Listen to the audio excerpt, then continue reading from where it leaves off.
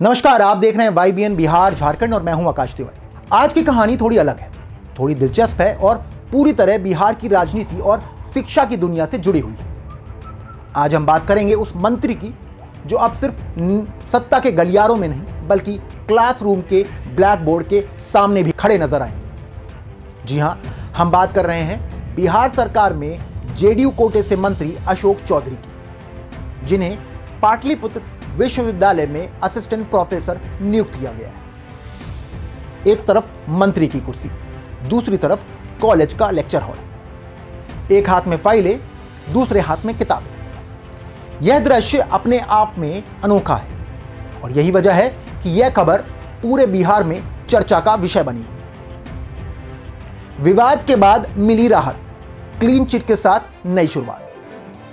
दोस्तों, यह नियुक्ति इतनी आसान नहीं थी जितनी सुनने में लगती। इसके पीछे एक लंबा इंतजार, एक विवाद और एक क्लीन चिट की कहानी जुड़ी है। दरअसल अशोक चौधरी की नियुक्ति कुछ समय के लिए अटक गई थी। वजह थी उनका नाम। कागजों में उनका नाम अशोक कुमार और चुनावी हलफनामे में अशोक चौधरी लिखा होना। अब आप समझ सकते हैं कि सरकारी प्रक्रिया में नाम का कितना फर्क होता है और वह कितना बड़ा मुद्दा बन सकता है। शिक्षा विभाग में उनकी नियुक्ति को होल्ड पर रख दिया गया और मामला बिहार राज्य विश्वविद्यालय सेवा आयोग तक पहुंचा। जब आयोग ने पूरे मामले की जांच की और उन्हें क्लीन चिट दी, तब जाकर शिक्षा विभाग ने नियुक्ति का रास्ता साफ किया। और आखिरकार वह दिन आ गया जब अशोक चौधरी को आधिकारिक रूप से असिस्टेंट प्रोफेसर का नियुक्ति पत्र मिल गया। सोमवार का दिन अशोक चौधरी के जीवन में एक यादगार दिन बन गया। उन्होंने पाटलिपुत्र विश्वविद्यालय में सहायक प्राध्यापक के रूप में ज्वाइन किया। उन्हें पटना के प्रतिष्ठित AN कॉलेज में राजनीति विज्ञान पढ़ाने की जिम्मेदारी दी गई। ज्वाइनिंग के समय विश्वविद्यालय के कुलपति प्रोफेसर उपेंद्र प्रसाद सिंह खुद मौजूद थे। उनके साथ कुलसचिव अबू बकर रिजवी और मगध विश्वविद्यालय के कुलपति शशि प्रताप शाही भी इस मौके के गवाह बने। यह सिर्फ एक नियुक्ति नहीं थी बल्कि राजनीति और शिक्षा के संगम का एक खास पल था। उन्होंने सोशल मीडिया पर एक भावुक पोस्ट करते हुए कहा कि यह मेरे लिए गौरव का क्षण है। ज्वाइनिंग के बाद अशोक चौधरी ने सोशल मीडिया पर अपनी तस्वीर साझा की और लिखा कि आज का दिन उनके लिए गर्व और सम्मान का दिन। उन्होंने कहा कि वह पाटलिपुत्र विश्वविद्यालय में सहायक प्राध्यापक के रूप में अपनी सेवाएं शुरू कर रहे हैं और छात्रों को राजनीति विज्ञान पढ़ाना उनके लिए सौभाग्य की बात होगी। सोशल मीडिया पर लोग तरह तरह की प्रतिक्रियाएं दे रहे हैं। कुछ लोग इसे प्रेरणादायक बता रहे हैं तो कुछ इसे राजनीति और शिक्षा के मिश्रण के तौर पर देख रहे हैं।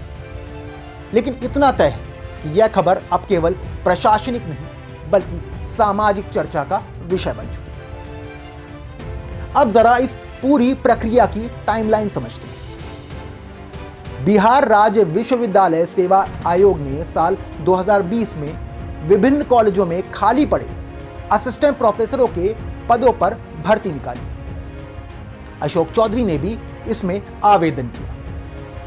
साक्षात्कार हुआ, प्रक्रिया चली और आखिरकार 2025 में आयोग ने रिजल्ट जारी किया। कुल 274 उम्मीदवारों का चयन हुआ और इसमें अशोक चौधरी का नाम भी शामिल हुआ। लेकिन तभी उनके नाम को लेकर विवाद खड़ा हो गया और उनकी नियुक्ति अटक गई। शिक्षा विभाग ने आयोग से मंतव्य मांगा। आयोग की जांच के बाद जब उन्हें क्लीन चिट मिली, तब जाकर नियुक्ति पत्र जारी किया। यह मामला सुनने में छोटा लगता है, लेकिन सरकारी फाइलों में यह बड़ा मुद्दा बन गया है। कहा गया कि उनके सर्टिफिकेट में नाम अशोक कुमार है और चुनावी हलफनामे में अशोक चौधरी लिखा है। इसी वजह से यह सवाल खड़ा हुआ कि दोनों एक ही व्यक्ति हैं या नहीं। जांच के बाद यह साफ हो गया कि दोनों नाम एक ही व्यक्ति के हैं और कोई भी गड़बड़ी नहीं। इसके बाद उनकी नियुक्ति पर लगी रोक हटा दी गई। दोस्तों, अशोक चौधरी कोई साधारण नेता नहीं है। वह लंबे समय से बिहार की राजनीति में सक्रिय है। उन्होंने अपनी राजनीति की शुरुआत कांग्रेस से की थी और बिहार प्रदेश कांग्रेस के अध्यक्ष भी रहे। बाद में उन्होंने पार्टी बदली और जेडीयू में शामिल हो गए और आज वे मुख्यमंत्री नीतीश कुमार के करीबी माने जाते हैं और वर्तमान में ग्रामीण कार्य मंत्री भी हैं।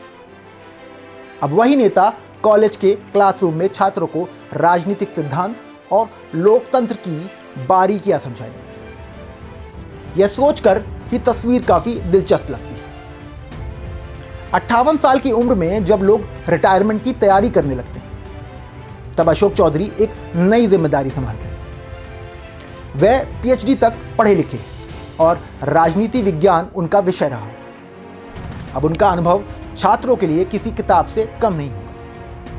उन्होंने सत्ता को नजदीक से देखा है, विधानसभा से लेकर मंत्रालय तक का सफर तय किया है।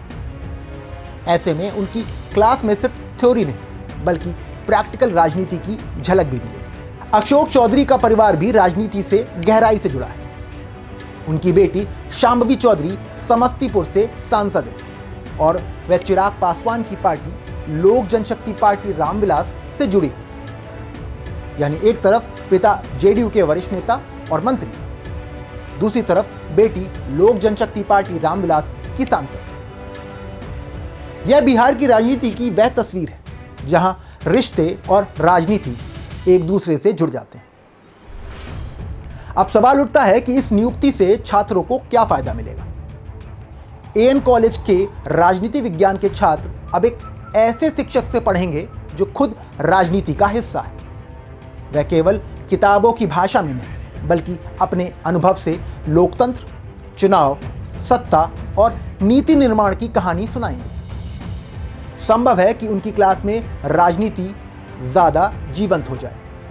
छात्र सीधे सवाल कर सकेंगे कि मंत्री बनने का अनुभव कैसा होता है, सत्ता की जिम्मेदारी क्या होती है और लोकतंत्र में एक नेता की भूमिका क्या होती है।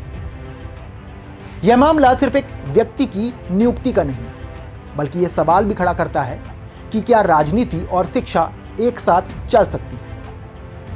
कुछ लोग कहेंगे कि मंत्री को पढ़ाने का समय कैसे मिलेगा। कुछ लोग इसे प्रेरणादायक मानेंगे कि एक नेता भी शिक्षक की भूमिका निभा सकता है। भारत में ऐसे उदाहरण कम हैं जहां कोई सक्रिय मंत्री कॉलेज में पढ़ाने लगे, इसलिए यह खबर खास बन जाती है। जैसे ये खबर सामने आई, सोशल मीडिया पर दो तरह की प्रतिक्रियाएं आ गई। एक वर्ग ने कहा कि शिक्षा के लिए यह एक अच्छा कदम है और छात्रों को अनुभवी शिक्षक मिलेंगे। वहीं दूसरे वर्ग ने सवाल उठाया कि क्या मंत्री पद की जिम्मेदारी निभाते हुए वह नियमित रूप से कॉलेज में पढ़ा पाएंगे। यह बहस अभी जारी है और आने वाले समय में यह साफ होगा कि अशोक चौधरी इन दोनों भूमिकाओं को कैसे संतुलित करते हैं। बिहार की राजनीति हमेशा से प्रयोगों की भूमि रही। कभी आंदोलन से नेता बने, कभी छात्र राजनीति से मुख्यमंत्री बने और अब मंत्री से प्रोफेसर बनने की कहानी सामने आई। यह एक नया अध्याय है जो यह दिखाता है कि राजनीति केवल सत्ता तक सीमित नहीं बल्कि शिक्षा और समाज से भी जुड़ी है। अब आते हैं सबसे बड़े सवाल पर कि आगे क्या होगा। क्या अशोक चौधरी नियमित रूप से क्लास लेंगे? क्या उनकी मौजूदगी से कॉलेज की पढ़ाई का स्तर बदलेगा? और क्या दूसरे नेता भी इस रास्ते पर चलेंगे? इन सवालों का जवाब समय देगा, लेकिन इतना तो तय है कि यह घटना बिहार की राजनीति और शिक्षा के इतिहास में एक खास जगह बना चुकी है। अंत में यही कहा जा सकता है कि अशोक चौधरी की यह नियुक्ति केवल एक सरकारी आदेश नहीं बल्कि यह एक प्रतीक है। यह प्रतीक है उस सोच का जिसमें राजनीति और शिक्षा को अलग अलग नहीं बल्कि एक दूसरे का पूरक माना जा सकता है। एक मंत्री जब क्लासरूम में खड़ा होकर छात्रों से कहेगा कि लोकतंत्र क्या है, तो वह केवल किताब नहीं बल्कि अपनी जिंदगी की कहानी भी सुनाएगा और शायद यही शिक्षा की सबसे बड़ी ताकत है। तो दोस्तों, यह कहानी मंत्री से मास्टर साहब बनने वाले अशोक चौधरी की। आप क्या सोचते हैं? क्या ये कदम सही है और क्या इसमें चुनौतियां ज़्यादा हैं? अपनी राय हमें ज़रूर बताइए, क्योंकि लोकतंत्र में हर आवाज़ की अहमियत होती है। अगर आपको वीडियो पसंद आया है तो कमेंट करके हमें ज़रूर बताएं, और अगर अभी तक आपने हमारे चैनल को सब्सक्राइब नहीं किया है तो अभी कर लें और बेल आइकन का बटन दबाना ना भूलें। मिलते हैं अगले वीडियो में, तब तक के लिए जय हिंद, जय भारत।